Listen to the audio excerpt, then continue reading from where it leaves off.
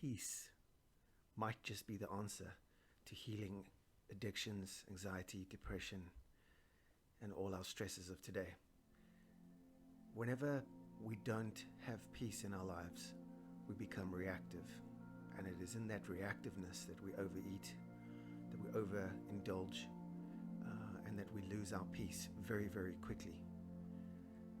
When a baby is born, obviously he has a hungry stomach and he gets fed by the mom, and then he becomes peaceful and sleeps. And I think that cycle of peace towards things like hunger, thirst, needs, many needs that we have, takes us away from peace. And once we have been fulfilled by something, then we become peaceful.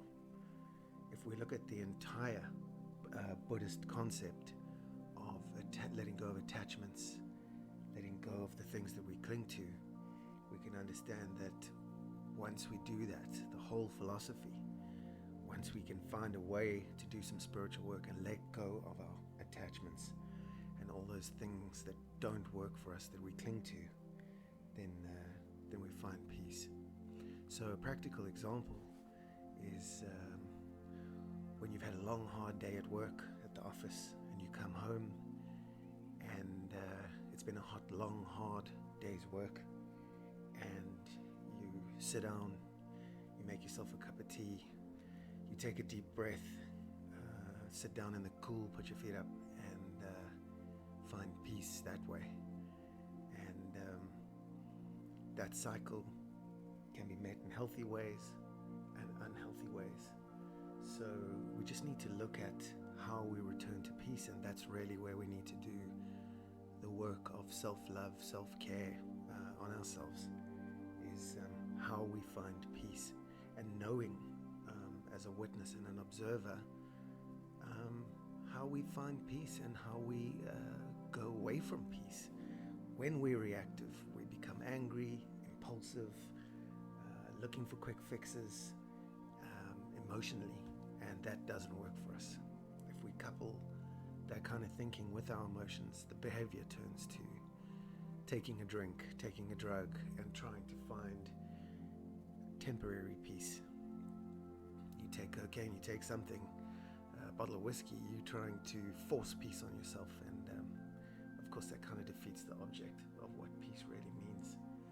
You know, biblically in Jeremiah 33:6, it says, I will cure them into the abundance of peace and truth.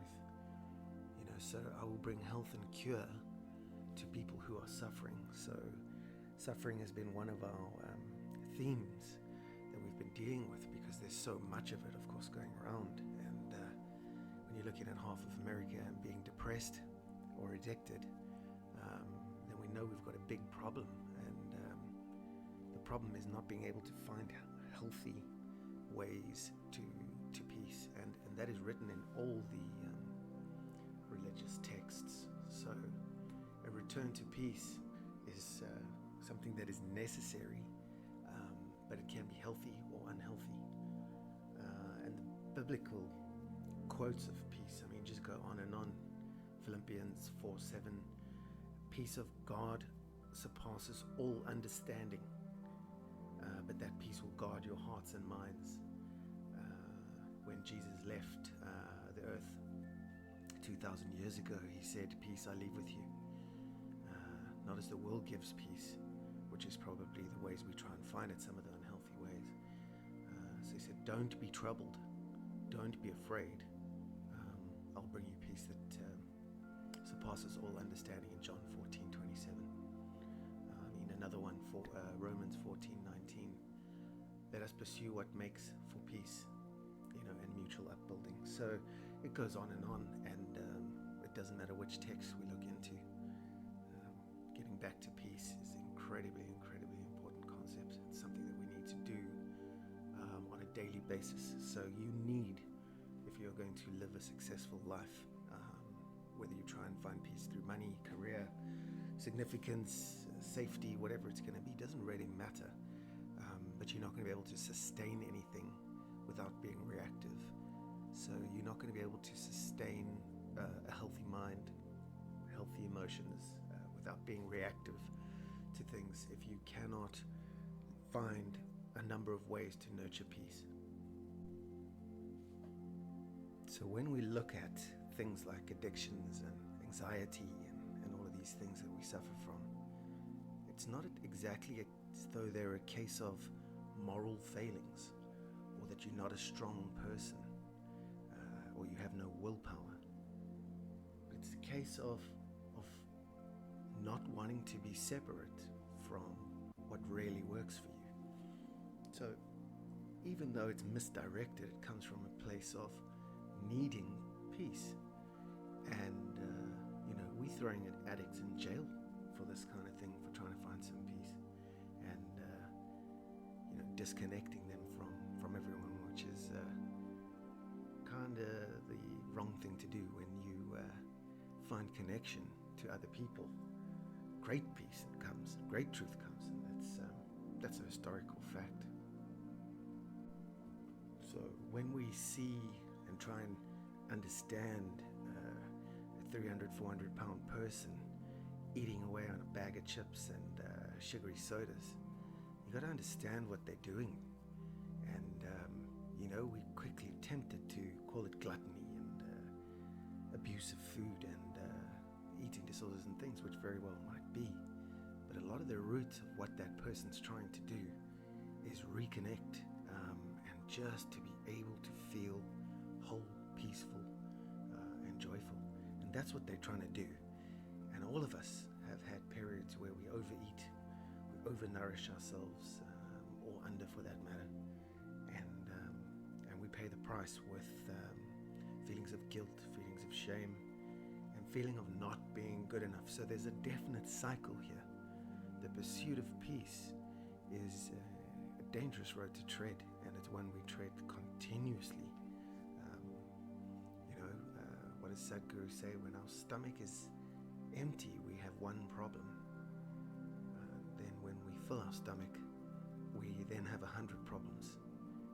And as emotional beings, we self-actualize ourselves through things like the need for safety, the need for physiological things, and then we need more things to satisfy us and bring us peace, which is sort of love and attachment to people, connection to people, all that sort of thing. So yeah, it's a case of pursuing the right kind of peace.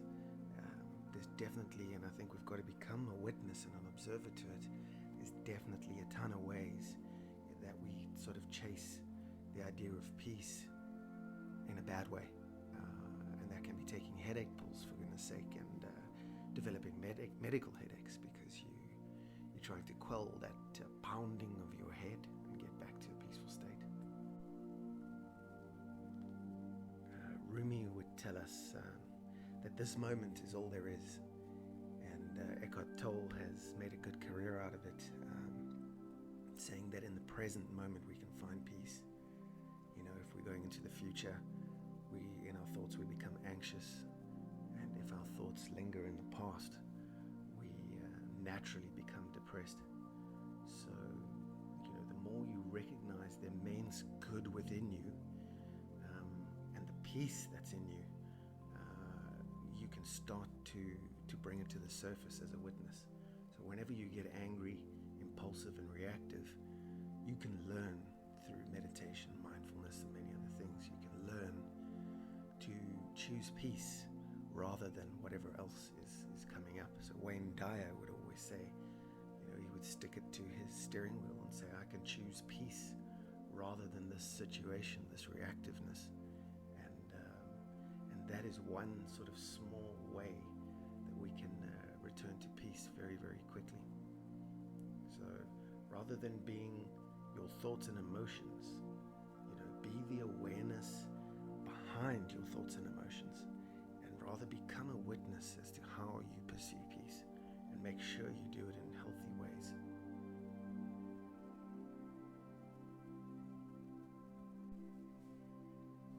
If we had to try and understand who God is, we would probably say that God is peace. It's a place. God is energy where we go to through meditation, prayer, and things like that, where we go to and it's always silent, it's always peaceful. And it's somewhere where we can return to more and more often. If we want better health, if we want better mental health and emotional health, then we need to become far more emotionally and spiritually intelligent. You need to be aware, as the Buddhists would say. All suffering is going to come from your attachments, from your clinging to the old, from your clinging to what doesn't work. And you let that go through transcending yourself, so you become a witness. You look at yourself, and when you come home from work and you're reaching for the bag of chips, the soda, the beers, the wines, the whatever it's going to be, notice it. And immediately you can, in that moment of presence, noticing, you can do something healthy. You can go for a walk. You can sit next to a river or a stream, or you can spend some time observing birds in nature.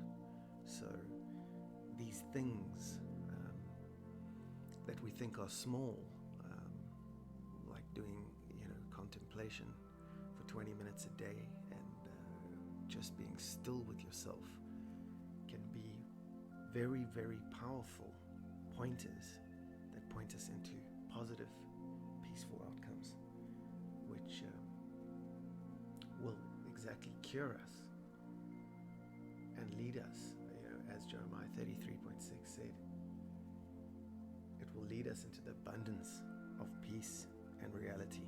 So that's where we need to go. Knowing that there's two paths is the best place to start. Awareness, then acceptance of reality, things just as they are, and then new actions. That's how we make change occur.